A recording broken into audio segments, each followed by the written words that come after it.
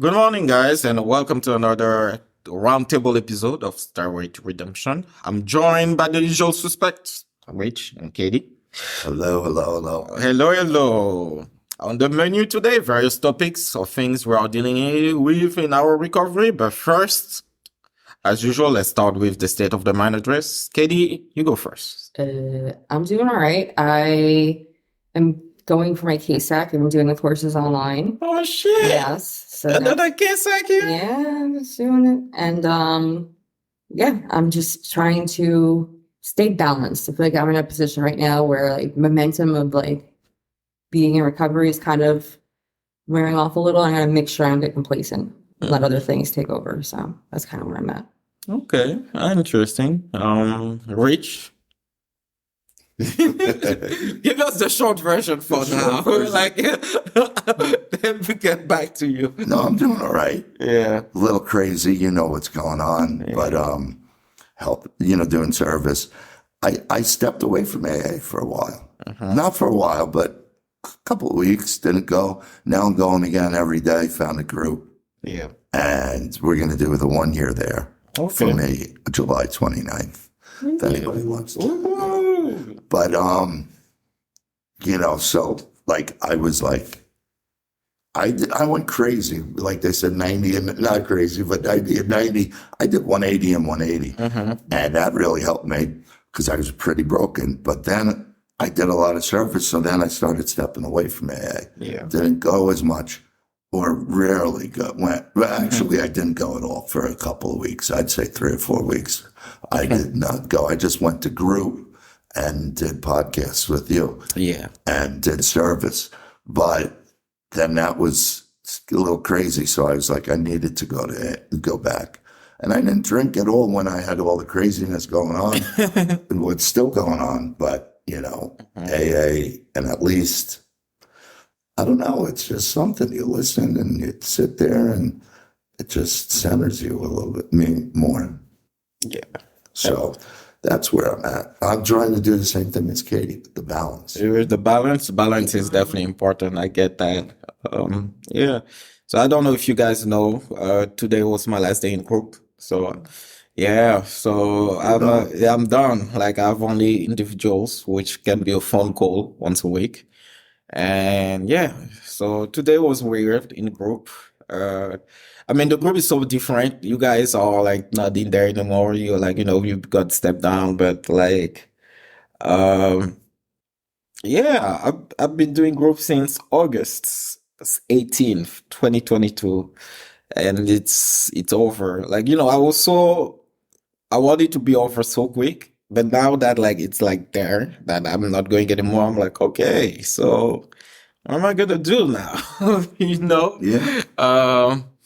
Yeah, so I'm going away on Friday to go to Montreal to see the F1 race from so my first solo trip.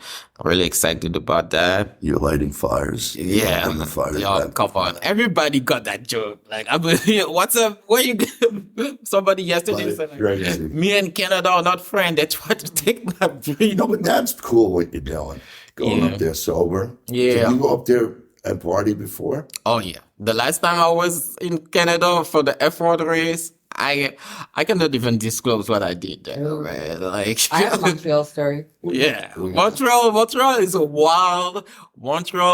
a wild city underground that don't like people talk Vegas. Yeah. So Montreal you're is going there to see what it's like sober. yeah, exactly. You going It's, by yourself or with friends? yeah, I'm going by myself, but I have a family there. Friends. Toronto is a city where I've never been and I don't have anyone. I don't know anyone. So like that would be an interesting 5 days. But I have a plan. Like obviously I'm gonna check AA there. Or you're going to go to the Canadian AA? Yeah. Canadian AA.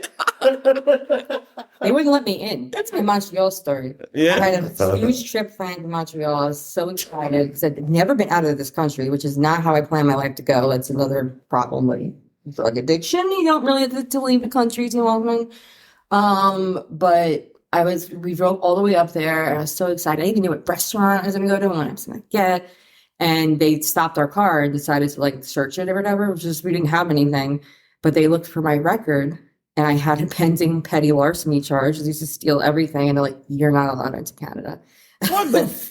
And I had a nervous breakdown. I was like, "What?" And I was like crying hysterically. And the girl, like the ranger girl, was like, "I hate my job. I hate my job so much." Like I made her like distressed, but she felt so bad for me. Yeah. But that was like the beginning. Wait, so you got there like driving? We drove there. So like everybody had to get back? It was just me and my ex-husband. That was like the nail in the coffin. Yeah. It's like, yeah, I'm too busy stealing things, probably drugs, like weird writing chemistry stuff. You got And we couldn't even go into Canada.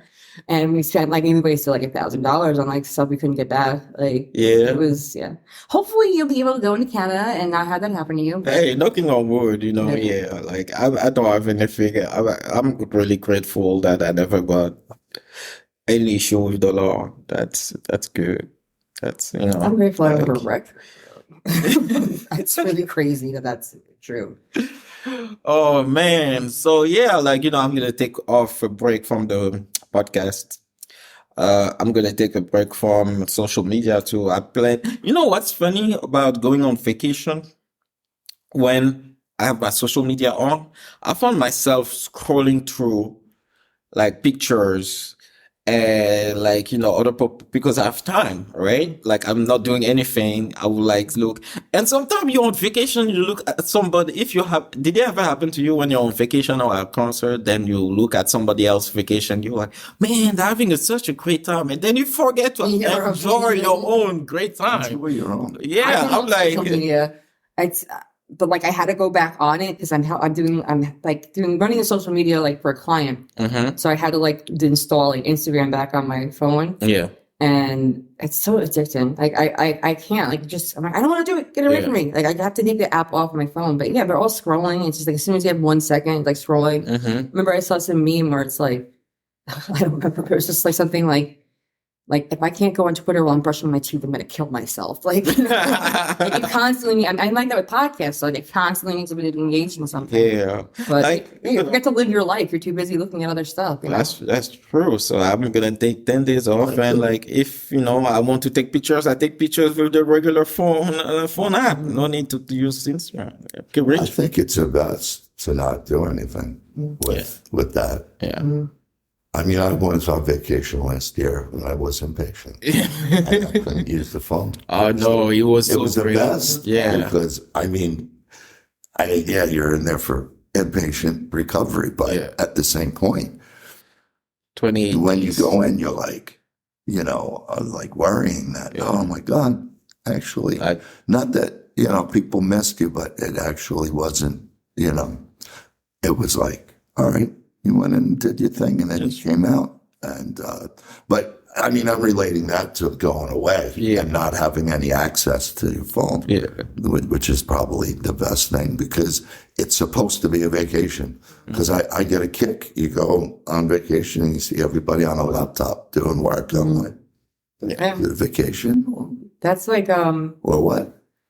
There's rehabs like 28-day programs that will let you like have your phone. Yeah, my first program we had our phone every 3 days, I believe. I feel like it's like malpractice or something. Like, how do you focus on yourself? Like, especially if you have like some people like I don't have like friends that are into like drug culture and stuff, but you have these people you're gonna kind of keep talking to. Like you need to focus on yourself, like when you're in rehab. Like you really, really do. Like because that's how you get better is if you take, like if you're not engaged in it, it doesn't matter what you're doing. But like if you want to be engaged in rehab, having your phone like pulls you away from that, like and like it takes you out of where you're at right now. And I mean, I've known places like that, but I went to rehab for like 3 months without my phone, like, and I had to like learn how to sit with myself, and that's a real problem for addicts is we don't know how to sit with ourselves, So I feel like that really helped me that I didn't have my phone, I didn't have anything. I just had to learn how to like exist in my headspace. And you're so right, because if you're in rehab and then someone's talking about other stuff, it's not going to trigger you or not, or do whatever. No, like when I was inpatient and I got my phone back on the ride back from inpatient, I didn't turn my phone in right away because I was like, oh shit, all right. I waited 20 minutes after I turned it on to even look at it because I was like, now the anxiety, all those messages, what am I gonna get and stuff. I'm like, okay.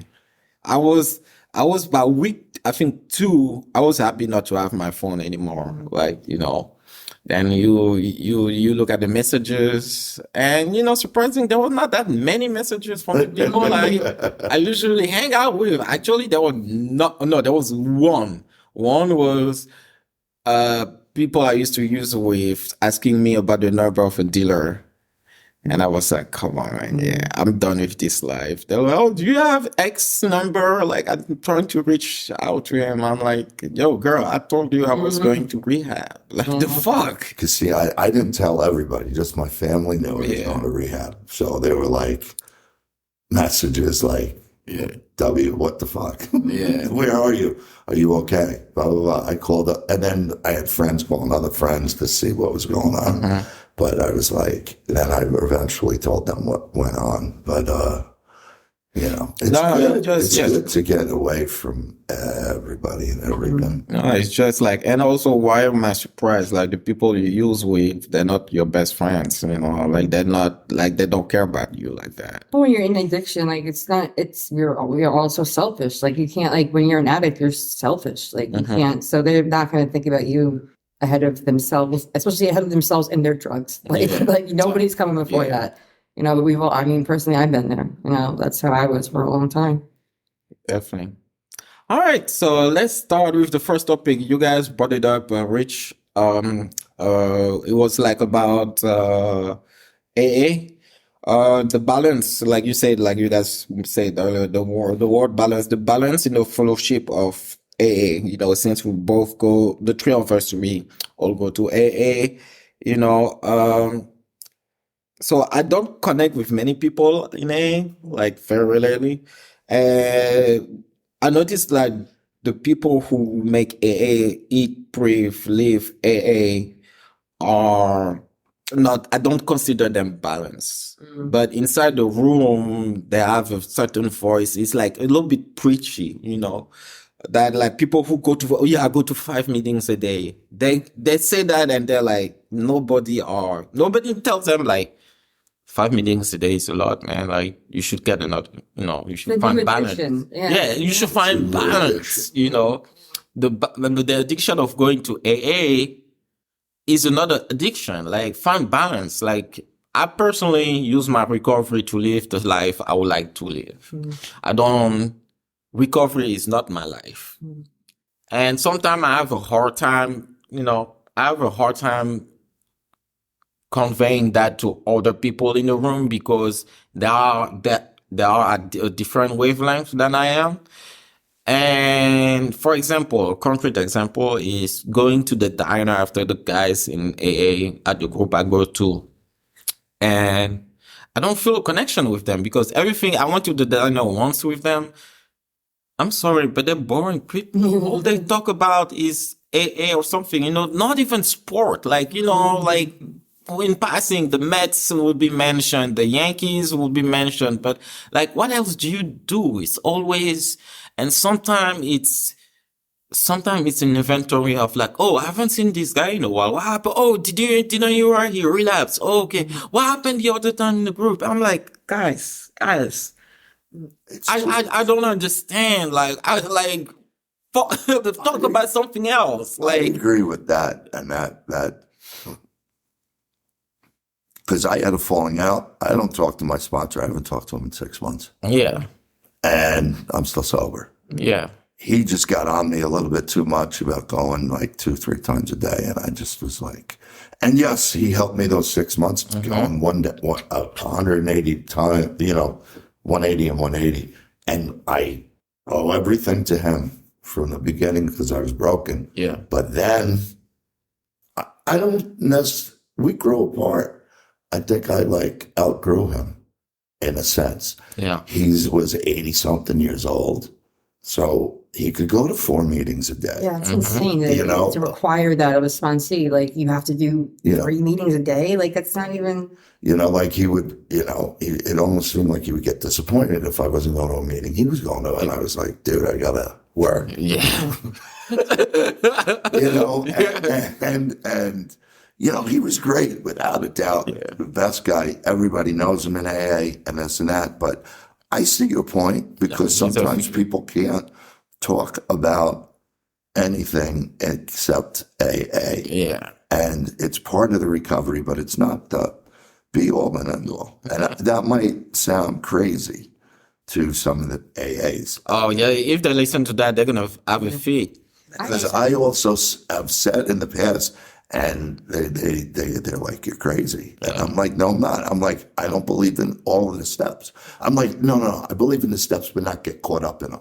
I'm like, if you don't do number 1, who cares about 2 through 11? Yeah. 2 through 12. Yeah.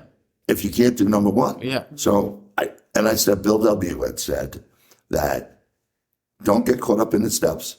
Try to be the best version of yourself. Try not to harm yourself. Try not to harm someone else. Yeah. And if you look at the steps by the end of the day, you've done all of them. Mm-hmm. And some people are like, you're crazy. I'm like, no. I'm like, but yeah, I do the step, but I don't get caught up in it. Because sometimes if you get caught up in things, then it's like, I don't know. It's just, then you just get caught up in the steps and you're just like a robot. Yeah. When I first got sober like 3 years ago, I couldn't do the steps because I couldn't do step 3. I was like, and I was with the sponsor. I'm like, I mean, I could pretend to do step 3 with you, but I can't. I don't feel it. I can't do it. And Could you remind step 3 for our so when you give up your will to God, and like I was holding on to stuff that I just didn't want to give up. I felt like I didn't have the right to. And, I don't feel that way anymore. This actually, the relapse I had really like immediately brought me to that point where I could open up to that. And I'm grateful for it. But in order for me, I had almost 3 years. And in those 3 years, in order for me to stay sober, I didn't go through the steps, but like you have to, like, if you're really living in sobriety, you're doing those steps. You're doing what those steps are telling you. You're being honest. You're owning your shit. You're trying to be a better person every day. Like you're connecting with other people and not thinking of yourself all the time. Like, that's how everybody stays sober. Like, not stays dry, but like stays sober. So I knew I was doing that stuff, but I didn't go through it officially. And I'm doing that now, but I feel like if I ever wanted to sponsor somebody, I feel like I have to have gone through the steps before I feel comfortable like sponsoring somebody. Honestly, this is bad. I don't even want to sponsor anybody. I'm like, because I'm working with somebody and his counselor says, there's the person that doing that. And he's like, well, he's not really my sponsor, but I call him my sponsor because we hang out. Yeah. And I help him and we talk and we go over stuff. We talk about God. Yeah. We talk about not drinking and we talk about service. I mean, what is there? And so, because the person was like going crazy with him, like, did you do the 12 steps with him? And he's like, not really. And it's like, he's different. And the counselor is like, well, whatever he's doing, it's working because you're not using, and it's been a couple of months. So, I mean, I think there's not just one way to answer an equation in math. Yeah. You could do it a couple of different ways to get the final answer. And I think that's with recovery, because see, maybe somebody needs 12 steps. I got to do this every day. And that's cool. Do it. But other people, I surround myself with the sober support group, Katie, you, Amanda, other people. Other people. That's what I think is necessary, is that you need to be with other people. That create like your support network. That, I feel like that's the one thing that I don't know how people get better without doing that. And see, I think like with the AA meetings, I don't, like, I swear, when I had my sponsor, I was going to where his home group was, Beth Page and this and that. And I was getting that feeling. And now that I learned from that to be like present, but not to be too present. Yeah. Because I don't know, it's like letting people in is tough. Because I know because then they're going to just do what you say, talk about AA all day long. And I mean, like, whatever, it's just, what you just said about, there's not one solution to an equation. There can be a set of solutions to get there. Even in AA, they say that whatever works for you, but like once you want to think differently from the movement, they don't let you, or they come at you, oh, you're not doing your program correctly. I mean, like, bro, I thought, like, this was like what works for you, right? But once you start thinking differently, or like you want to take a step back, they look at you differently. I mean, in my experience, I always feel like, like my group should be called no frills because we don't do anything. Like, we only read like the preamble. Like it's just very laid back. Like you don't, as long as you're just like, and there's also a lot of new sobriety in it. I don't know. I feel like I've been to other meetings where there is this kind of like my first home group. There was a saying it's kind of like that, where it's just like, we're the best home group and you got to do this. Or if you're struggling, it's because you're doing this and that wrong. You're not doing what we're doing. And it's just like, I mean, that's why people get this cult thing. Where they because like, they're acting like culty. They don't want you to keep your. I understand that when somebody is out fresh of the institution, like, and you still under the influence of, alcohol because, you didn't have 3 months clean yet. Mm-hmm. Even like, it takes 3 months to be considered in semi-remission, went from like alcohol and drug use. Yeah, you don't, sometimes you need to shut up and listen a little bit, but you cannot kill somebody, own critical thinking. I mean, I understand people who are being devastated by addiction for so long that they decide to, you know what? I'm not going to think for myself anymore. Mm-hmm. I just want to stay alive. That's a valid point. But not everybody is at that. I get their point in the beginning, but after you've been there for a while, then it should be like, look, I mean, say you're sober 10 years and you're not doing the steps. Oh my God, you're going to relapse tomorrow? No. Yeah. You're doing something different. But I understand the 90 and 90. Yeah, the 90 and 90 makes sense. Because when I worked for New York Life, years ago, they wanted to see your first 90 days were the most important to them because they were like, that's an indication of what you're going to produce. Uh-huh. I know it's totally different, AA and working, but there's something about the 90-day thing where it's like, you're 3 months doing this, how are you going to perform? 3 months with sobriety, I think. Because I think if you're like, you don't got to go to a meeting. In early sobriety, that would have killed me. I would have been, but going the 180 and 180 was really good. Yeah. It's the accountability thing. Like, for me, you need accountability in the beginning, like, because you're not used to this. You're not used to being sober. Yeah. And if you don't have something like bringing you every day, like sober, like, I think everybody needs that. Like, you have to be accountable. Like, you have to show up, because especially when you're, I mean, anytime you can be this way, but like, if you don't have somewhere to go tomorrow where people are going to ask you if you're sober or not. Like, it's so easy to I'm not going to ask you, but like where you're going to have to lie or whatever. Mm-hmm. Like what's, you just, I'll just whatever. I'll just stop. I'll just do something today. I'll drink today. It's so easy when you're in early sobriety to like just do that until you have those days behind you. Like, that you're going to ruin something, I was looking at that for myself and it was part of my schedule. Mm-hmm. Like I used to put it in my book where it's like appointment book and it would be like 1:00 meeting. I would always go to. And, or I would sometimes go. And sometimes I went 2 times a day. Yeah. But that was early on because I needed to hear that, needed to do. But then after a while, I don't know. I'm not trying to downplay it, but I think some of the people, they try to tell you how to do things and they should more or less ask you how you're doing. Yeah. Not how you doing? I'm doing fine. I haven't seen you in a while. What the hell's going on, Benny? Get out of here. That's me, what that leads me to like the next segment of this, which is like how the day count question, like how sensitive or interesting it is to ask somebody's day count, because I feel like in the rooms or even in recovery, like the day count is seen as the only valuable metric of somebody's recovery. Like you said, you get in a room, people haven't seen you in a while. They ask you your day count. They don't ask you how you doing. They don't ask you if you done your steps. Like somebody out of nowhere gonna ask you, hey, how many days do you have now? I understand it's an easy icebreaker, but it's kind of, I don't know. With the dig count, I'm doing it. I'm at what, today's 324. Yeah, you see? But it's the first year. Mm-hmm. I don't think I'm going to be like 367, 369, 360. I don't. I'm doing it for the first year just so I make that year.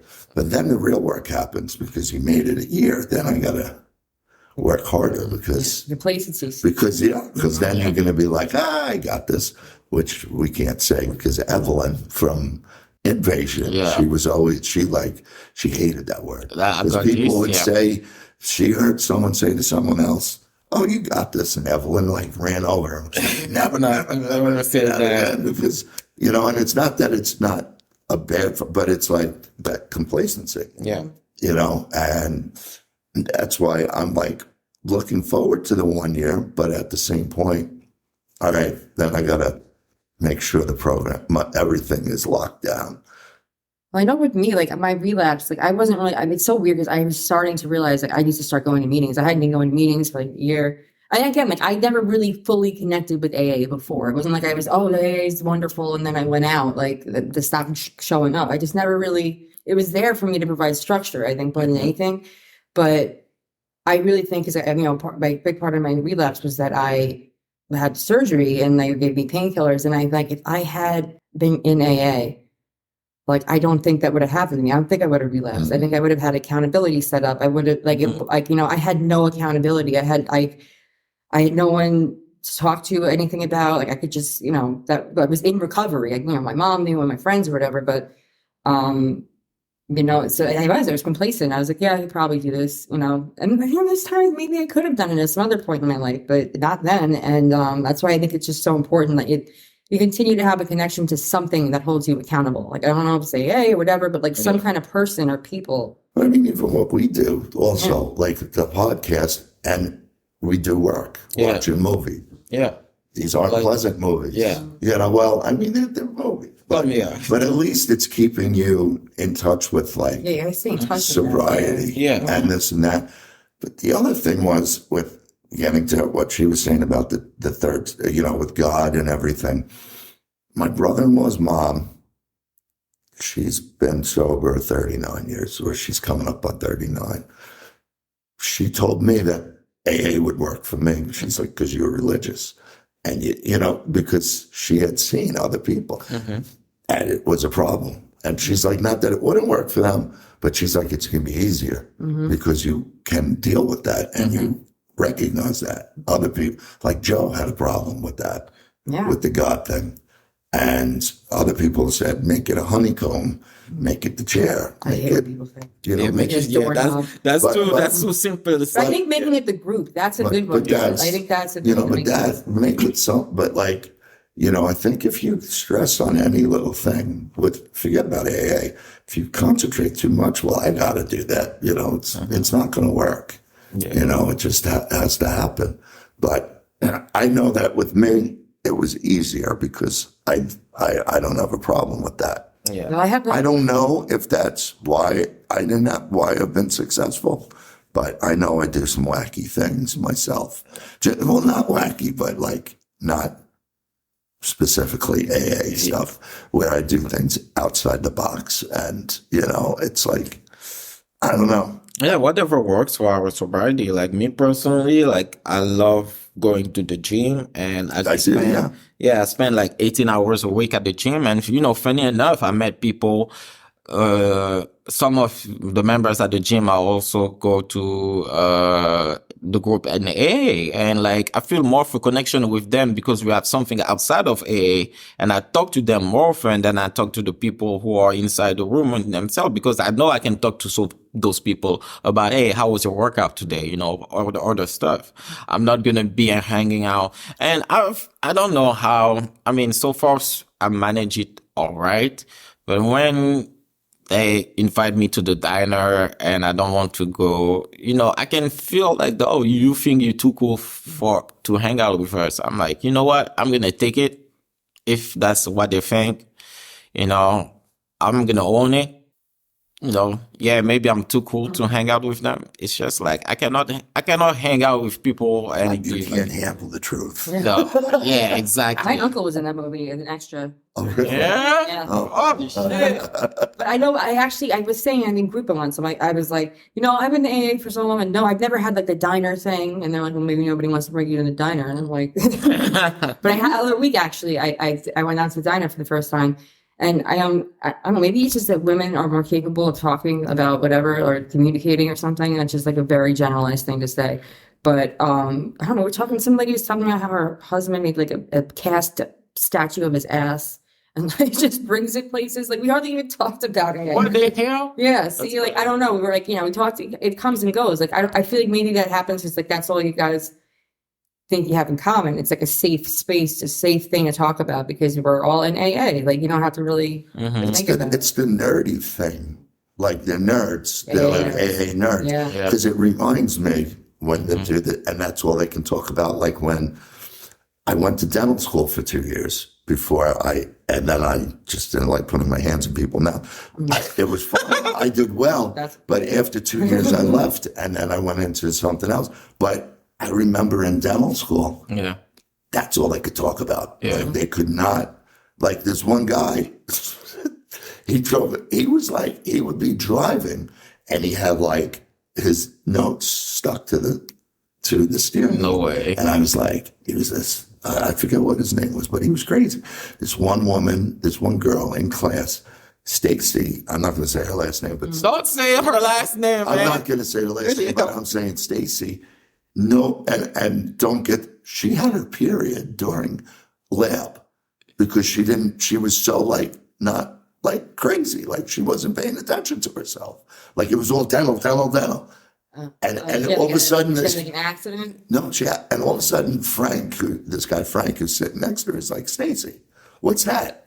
Shit, man. Why are you saying And that? it was just like that was to me was like how people just get so and they can't That's do anything insane, else. man. Well, sometimes it just comes, and especially if you're stressed out, sometimes it'll But it just mess turns up out your like you kind hormones. of know you're like. Listen, I'm just gonna say I I have an app and it doesn't know what's going on. But I'm just saying, like something, and I can relate it to AA in the sense that with dental school, some of the people that were great, we could talk about the Yankees, we could talk about football, we could talk about Grateful Dead and this and that, and it was awesome. But other people were just like, that's all you could talk about, and it was like, Nah, and that was like, and they were like, oh, you're not that much into dentistry. I'm like, no, I am, but I have another life, and, my brother went too. He finished, he became a dentist. Yeah. So I'm like, well, he's the same as me. So obviously, but whatever. But I can see that with AA where it's like, that's all I can talk about because they, and it feels like I think sometimes that people feel that if they talk about something outside of AA, I don't know, maybe they're going to, I don't know. I feel like they're just uncomfortable with it. Like they know that they have something to talk about with this. Like, whereas if you bring something else up, like maybe no one else cares. Like, like you can bring up some other topic. Like it's just like a common ground thing that people, that's what they're comfortable with. Like that's it. Because I saw that guy the other day. He was like going after people. Like, what's your day, Gal?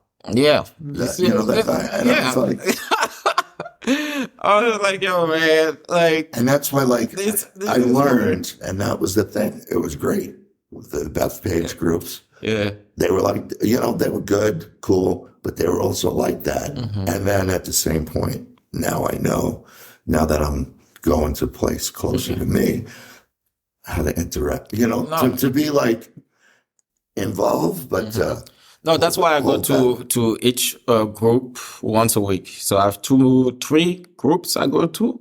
I go to each one of them once a week because. Are you members of the home? Oh, they're your home group. No, they're not. I have one home group.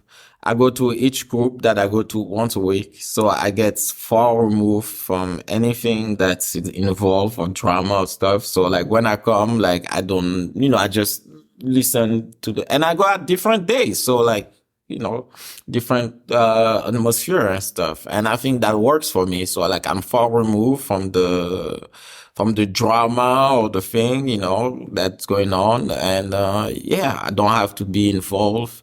The people I'm close to that I connect with, I will talk outside of it, but the rest, nah, I feel like the more you get involved with one fellowship in particular, it's inevitable. It's a group of people. No matter what we do, there's going to be drama. But to me, it's funny because it's like they say they care for you.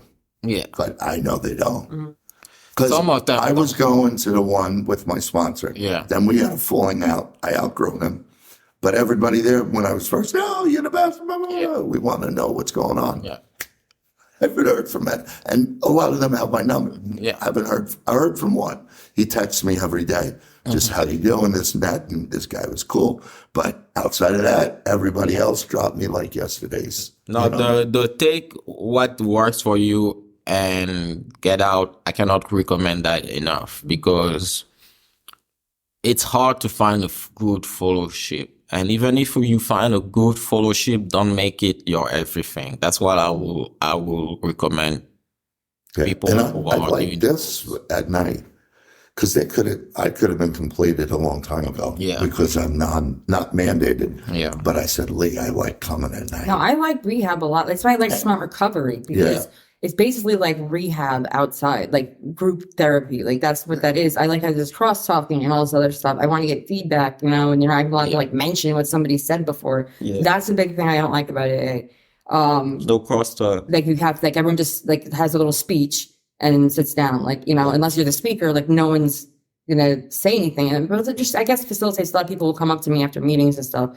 But I think that's probably why I want to be a case act. Like I love the group therapy environment. I think it's awesome. I think it's just like super healing. It gets people connected to each other in a way, and like it just connects you back to like yourself and to other people. And when you're in addiction, like you're just so lost in your own.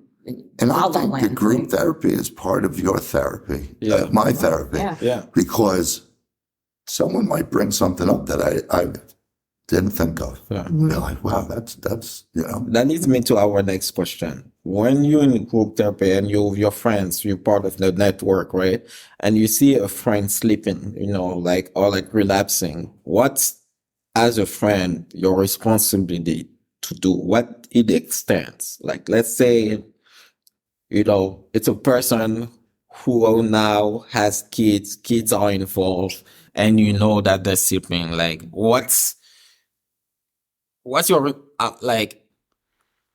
how far should we intervene, to help? Because it's not only that person that hurting themselves, they're also hurting the people around. And if there are kids involved, do we have a moral obligation to do something?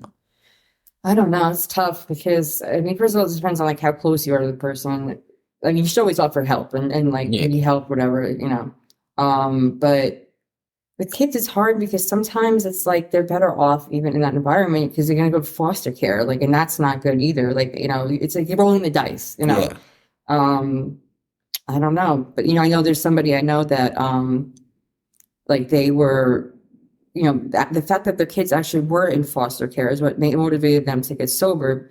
Whereas if they were with family, maybe I know with me, I wonder what if my son was in foster care, would I have been just willing to just be doing whatever for a year and a half? I knew he was taking care of my family, but that's more important than whatever I was doing is that he was taken care of. But I don't know because you're really rolling the dice with somebody's life, and it's not even a guarantee that you're doing something better for the kids. I think I agree with you. You don't know, but you offer your help. You say what you say, and sometimes people just don't want to be helped. Well, they say they want to be helped, but they got to do something. You can't do this. And they just want to be recovered. They don't want the recovery process. And then be boom. Also, sometimes people go into recovery because they're mandated. A lot of these people that have been mandated because of their kids, wife, whatever. Are you just doing it for that because it's not going to help? Okay, so you're done with the mandates. Then you go back to using. What has it done? It just means that because you were told in order to get your kids back or in order to appease the court, you did your recovery, but you're really not recovered. Or well, you never recovered, but you're really not doing it because you're not doing it for yourself. Yeah. And I've seen it a lot with different people in group, with Joe's group, that one woman up there, and other people that were just like doing it because for someone else. And I don't know, maybe that works, and the other thing is, I don't know, maybe sometimes they need a harsh reality. Yeah. And yes, I know you don't want them to go to foster care, Yeah. but maybe. That's what I mean. That's like how it motivates And this I'm person not to saying, stop. Yeah. and I'm not saying that you should send the kids to foster care, but maybe look, you got a problem, fix it, and maybe they will never fix it, and maybe they have to lose the kids because what is it? We have to hit a bottom. Yeah. I don't know if that maybe for someone that has kids, that's a bottom. I don't know if you have I don't know the whole foster care, CPS. I don't know a lot about it, but I don't know if the kids go to foster care because of your problem. If you really actually get clean, if you can get them back, or once they go to foster care, they're done. You usually can get them, especially if you're the mother. You usually can get them. So then maybe it's best. Like we had a problem where we didn't do anything. We didn't do anything. Yeah. And Danny and I talked about it. We were like, next time it happens to someone else, we're going to have to step to the plate. And that person might never want to talk to you again. They might say because you're trying to do the right thing. I always feel like you should just be like, you need to tell them this or I'm going to tell them. Yeah. Like either you can do it yourself or I'm going to tell them. And then I feel like that's less snitchy. I don't know. And then you also say, well, you're going to force me to do this. Yeah, exactly. Like you should do it. But if you're not, I'm going to do it. And you're putting me in a bad position. Like I also think, I don't know how. Yeah, because I think I'm so split between those two things because I'm like, I'm not comfortable not doing anything, and I'm also not comfortable writing somebody out. I'm like, I mean, like we said, we sober because we have a network of friends or people we can go to. We're not doing this alone. And when one friend doesn't want to listen or is not able to listen, it's hard, man. Like one thing just crossed my mind. What about cutting ties with them? Is that a thing to do? Like, or should we stay there? Like Rich said, like they need it themselves. If you know that they don't need it, they don't want it, sorry. I think, what about this option? You tell them, hey man, I don't want to hang with you anymore. Like, you're because like no, it's not messing up necessarily my recovery. It's just like, I don't want to be there when an accident's gonna happen to and you. You're doing all the work. They're not helping you. Like this is presumably somebody who's in recovery with you. That's your connection with them. And if they're not doing it, it's kind of just like, okay, well, I can't stick around with you because it is messing up. You're really not. It's not like you're gonna go drink tomorrow, but like it's bringing you down. Like stressing. Yeah, I guess so. Yeah, I guess stressing you out, and you're on edge. Yeah, because of that person. Because then you're trying to help them. Yeah, and it's like. You want to drag them by the face, not by the face, but you want to drag them and say, do this. But you can't force them to do that. Yeah. You almost want to shake them and say, what is your problem? Like, you've asked me for help, but you're not helping yourself. I hate that because it's such I feel like it's such a cop-out, but I know that it's not. Where it's like, well, you got to be ready to get better. Like, it just sounds like that just sounds, especially if I was like outside of like being in recovery, like it just sounds like a cop out. Like, well, you can't tell, whenever you're ready. But like, I don't know, in my experience, that's really true. Like, there's just a point where you're ready and there's points where you're not. And you don't know what's going to be the catalyst to make you ready. I know what happened with me. I mean, for years, I can go back 9 years. I now that I'm sober, traced it back to 20, and I knew there was but I denied it, and I even kidded with people like, let the alcoholic show you how to drink. You don't know how to drink. But I mean, we would go out, and they're like, with the shot. I'm like, come on. But that was like the ego and the cocky, whatever. But my sister had told me after one one hospital visit. She's like, "You think you might want to go to rehab?" I'm like, "No." I'm like, "It's just a little blip on the screen." Yeah. And then I had a talk with her because then I went to the rehab in July, which I said, I got to go. I had my mom pick out different place, and I settled on Seafield. But then I talked with my sister about it right after I got out of rehab, because she sort of changed just in me going to rehab for 30 days. And she was like, "You're right. You were right." Because she's like, "If you went when I had mentioned it, you probably would have just gone there and then come out and gone back to doing whatever." That's what happened with me. Like, I remember first of all, my mom used to sing that Amy Winehouse song. She was like, "That's you. Like, I want to go to rehab." And I'm like, "No." Then eventually I was like, "Oh, well, I could go to Florida if I go to rehab." And like, that was my motivation. And I mean, I've said this before, I've been to so many rehabs, but I feel like it's not like it's like, well, that rehab was a waste of my time. Like, nothing has been a waste of my time because I learned something every time I was in rehab. I feel like those are all like little steps to like when I was able to understand things. Like, I feel like so much about my recovery is like things that people have been telling me the entire time. And then there was just a time where I actually heard it. Like, that's the when it's like, you're ready. It's like it clicks and you hear it and like, oh, you know, and I know for me, everyone says like you can't do it for other people, right? But I always say this, like, I loved getting high and drunk all the time and I hated being sober. Like, for me personally, like, I don't have like a story where it's like everything was so terrible and I hated the life of what I was doing. Like, I mean, I should have, but I was too busy being messed up. I thought it was great. It's like a miracle. Like, I had to do it for other people. Like, I was hurting people that cared about me so much. And I got really sick of that. I didn't get sick of drugs at all. I got sick of doing that. But eventually it has to turn into being for yourself or you're never going to stay sober. Yeah. Because there was, and I think you're right, because I remember when I was inpatient, there was a guy in group, he had been to 17 rehabs. Oh, it's like me. Yeah. And I was thinking to myself, what do you miss it? You know? But that was when I was first trying to get sober. I was just didn't understand how you could go 17 times.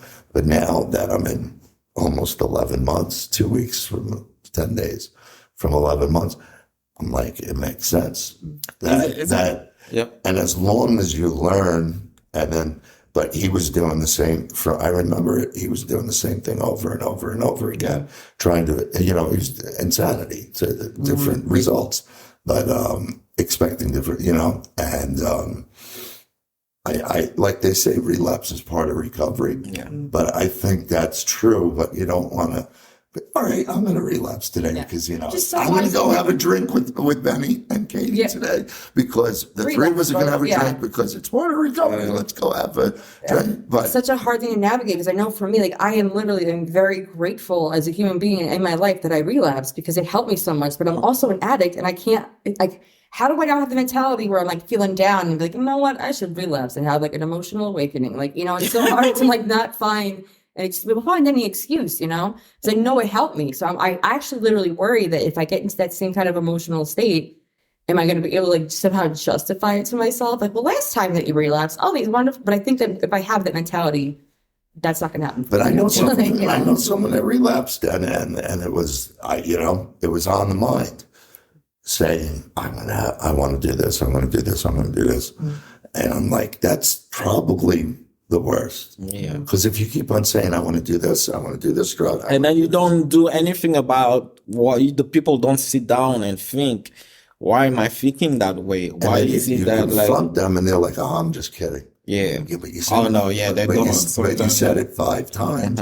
Oh, no, I'm just kidding. Seriously, I want to be sober. And then you see them relapse. It's like... Yeah, sometimes I hear bullshit, like, I just want to round out people in the head, just kick them like, oh, no, I'm in my transition phase. I'm like, Mondo, sorry, I'm swearing. Because I've been there, I know exactly. But don't like, you cannot, don't bullshit a bullshitter. It's so true. Some people, I don't know, they think, well, it all depends on how you use marijuana. Yeah. Because I know some people. I know someone that uses it for anxiety. Yeah. And it helps him totally. He's got the marijuana card. And it's that. Yes, He smokes sometimes to excess, but I see a change, and he doesn't drink. Yeah. So his anxiety level goes down, his stress goes down, and so, I mean, for me, I don't think I could do. I don't know. Yeah, it's the same. People are thinking about the same about psilocybin and mushrooms too. Like, is that, a way to... For me, I couldn't do both because I know if I smoke pot, I don't want to drink. Yeah. Or if let me just do a line of coke. Line of coke will level me out. I just use everything. I'm garbage head. I literally use literally everything. Like, so that I know for me, and that's why I struggled with getting sober this time around, because this is the first time I tried to get sober where, like, it was okay to smoke weed. Like, you're allowed to do that with your card. And, like, I was like, oh, really? Well, I could do that. But I can't. Like, it's just like, that's when I realized I really have a disease. And they give you that because I was there with the guy when they were doing the interview. They're like, so, you have anxiety? Yeah. Okay, we'll give you a card. $130. And it was like, they don't need the doctor's note. Yeah. Like basically, you and I could call up right now and get marijuana. All three of us. And get marijuana cards. Well, I think just by calling and saying that. And I don't know. It's but some people take it differently, because I've heard at AA, someone was counting days. They were like 30. It was like, how many days? It was like 30 and 2, meaning 30 days and 2 days sober from pot. So some people, and it's interesting because the old AAs, the long timers, they're not California sober. They don't. If you have a card, they're like, they're just like, no, you're not. You have to be totally nothing. You can't have painkillers. You can't take aspirin. But you said you couldn't take like antidepressants. Some of the long timers are like, you go to get a cavity filled, you can't take Novocaine. I'm like, well, that doesn't make sense. It has nothing to do with your brain. I mean, they were like, oh, because you're going to numb you. Numbing your face, not your brain. You're drilling into something, And that's and some of them are extreme like this, and some of them are extreme like, you can't, have Peniel vodka.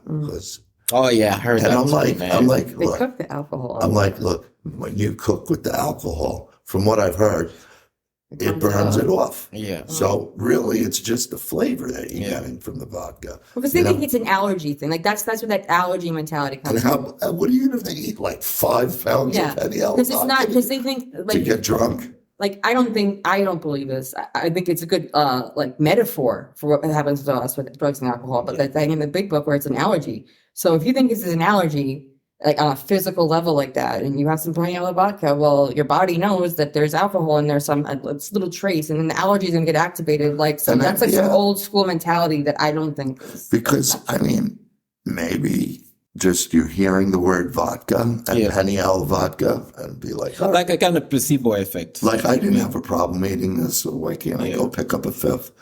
Maybe that's why. But, it's that's so sad. If you're at that point, then you really have a lot more recovery. If that's because you need to work on recovery, definitely will need to. They're like, you should, but it's the same thing that we've talked about before, the non-alcoholic beer. Because yes, it's non-alcoholic, but it does have alcohol in it. Yeah. Very low. Not all. Some of them achieve zero. Now they have like true non-alcoholic. Yeah, true non-alcoholic. That's new though. That's very new. But for the most part, I think Heineken had like 0.5 is to be in the US. 0.05. In the US is less than 0.5 to be considered non-alcoholic. And what I learned recently through a podcast, I need to double check if it's true.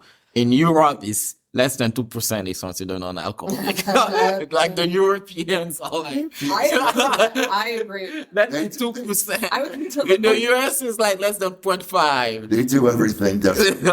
But then it goes back to that whole thing of drinking, and it's like, yes, it's Heineken 0, but it's tricky. It's training your mind. What's the intention? That's what it comes to. It comes to intention, Because I'm wondering if they've created the non-alcoholic to bring people back to drinking. Yeah, probably. It's just like the sober movement. The sober movement and the sober curious movement is to fastest growing industry when it comes to like, consumption and stuff. Like people are really seeing money into it, right? That leads me also like to what does sober means to you? We just talk about, like weed and stuff. Who should define, you think, the word sober? Is sober owned by the people who are in recovery or people who just don't want to drink or people who are in the sober curious move, who realize that alcohol is not everything? Can they call themselves sober? It all depends on what your definition of sober is. Yeah. Who owns it? But Does anyone even owns I'm it? wondering, what about you? Yeah. Now you're done here. You don't want to drink.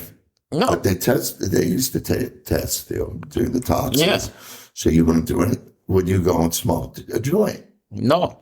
I don't Some want people to. would. Some people would. They Yeah. were like, well, now I'm done. I'm not going to have any alcohol, but why can't I have a hit off a joint? And Are they sober, you mean? I'm saying, Yeah.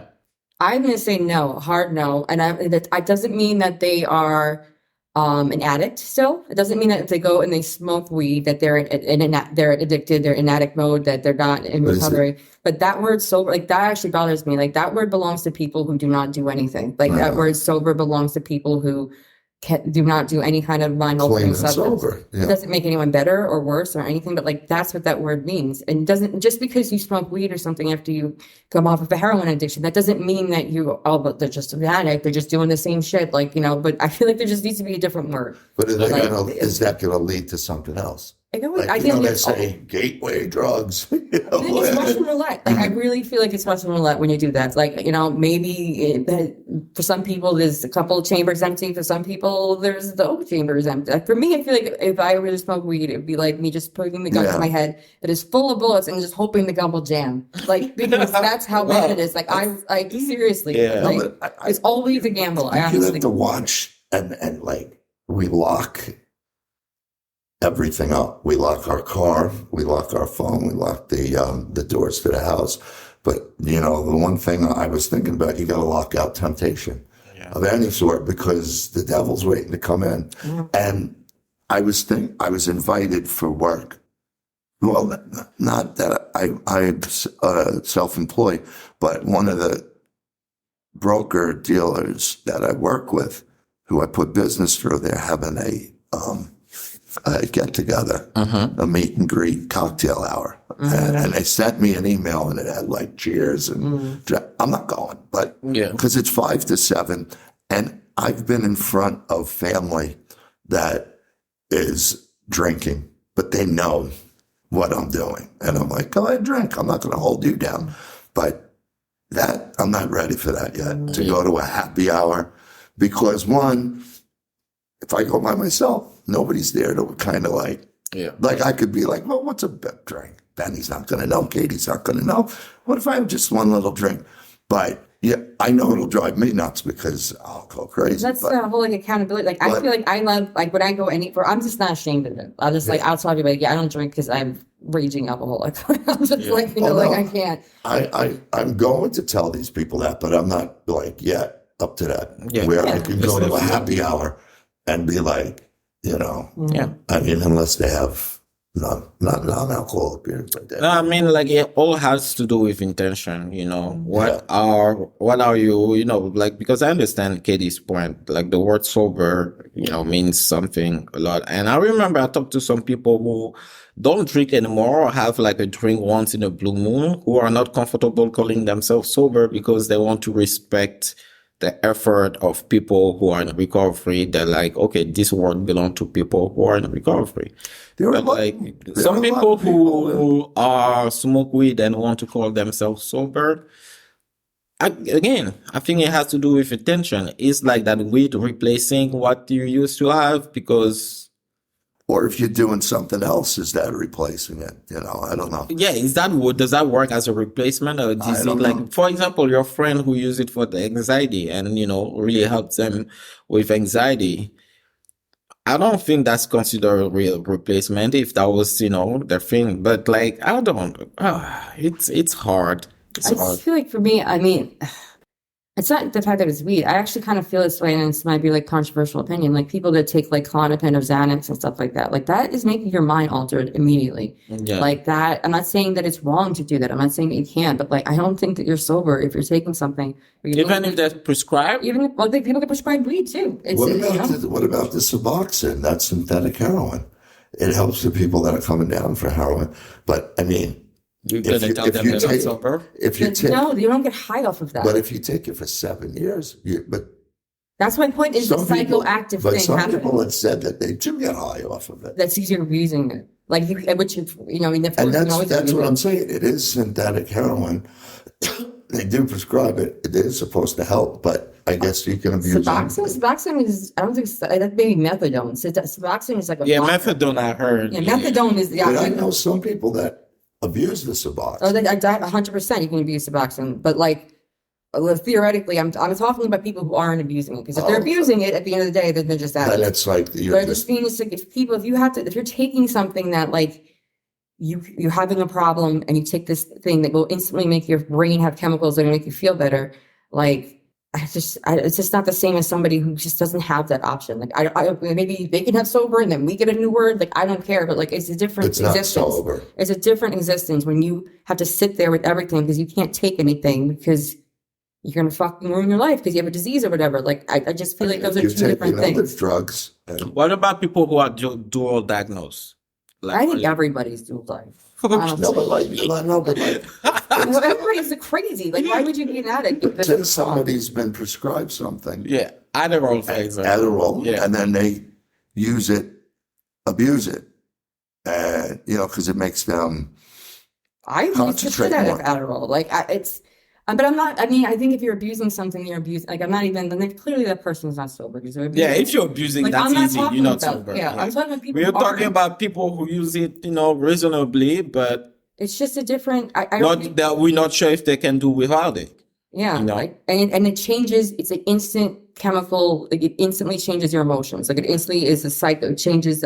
Is a mood altering. And then the question is also with mental illness, because I've noticed that with being in recovery, that there's a ton of it out there. Oh, I think most people have it. That I never really was surrounded by. Not that I mean, like I'm saying where they really have multiple, like PTSD, anxiety, depression. Yeah, depression, bipolar. They have all of these. Not like maybe I've met one person that had anxiety, one person that had this, but I've met people now that have like multiple mental illnesses, and that's sad out there because you're trying to get sober and you got all that emotional problems. Like, yeah, that's because emotional problems. I'm one of those people. Like, it fucking sucks. Like, because some people that have had the emotional problems, from what I've learned in the short time, is that then they take the drugs because they think or they say it levels them out. Yeah. Well, it's a chicken or egg scenario. I don't know. Anybody who's an addict at a certain point is taking drugs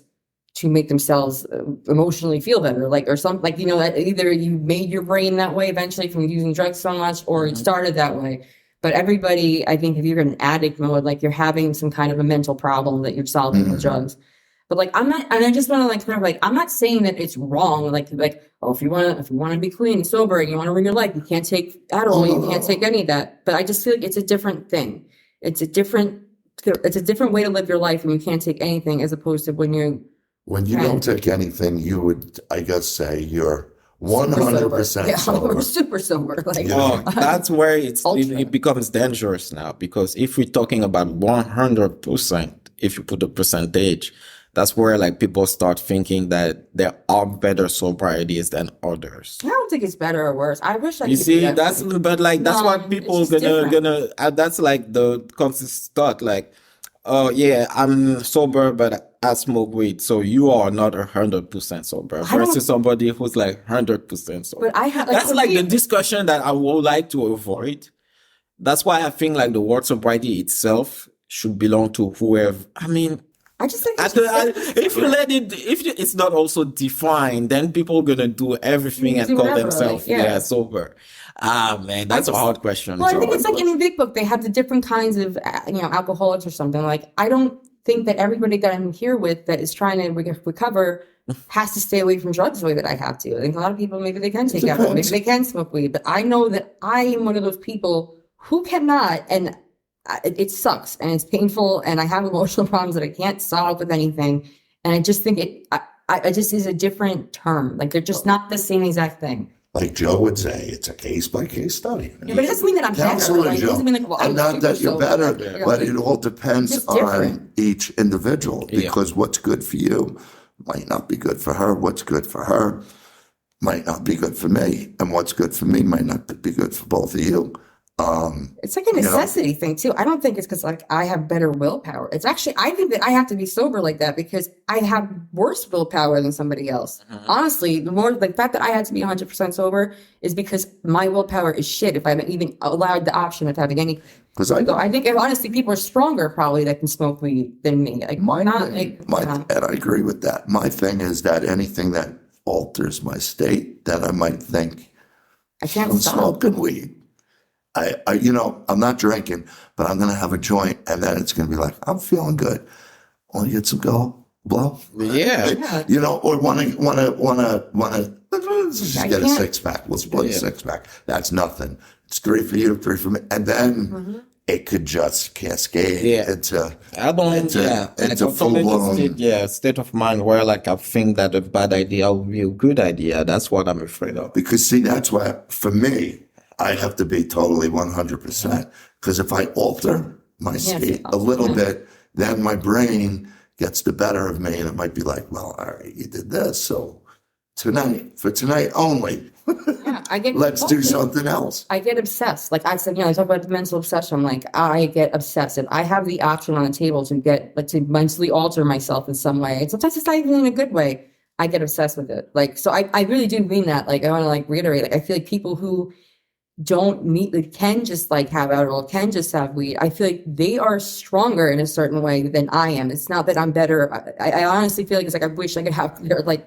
constrained. Like I can't, I get the mental obsession. I I've told can't do people the anything. same thing. People that have 2 drinks, they can have 2 drinks and then that's it. I'm like, I'm jealous of you because I could never do that. And I'm not, but when you have an addictive personality, Yeah. I feel like they're always gambling. If you have been in recovery and then you're going to go take, smoke weed for your anxiety, you're going to take Xanax. I feel like you're always rolling the dice with that, like no matter what. But it doesn't mean necessarily that you're doing something wrong or that your recovery is less than my recovery. Like I don't believe that at all. I just feel like it's just very different experience Yeah. when you don't have anything you can depend on that way. Just go fuck it all up. Yeah, definitely. All right. We're about to conclude. Do you guys have anything else to say? Like, before I forgot that, did you guys know that there was a international recovery day? Yeah, No. September 30th.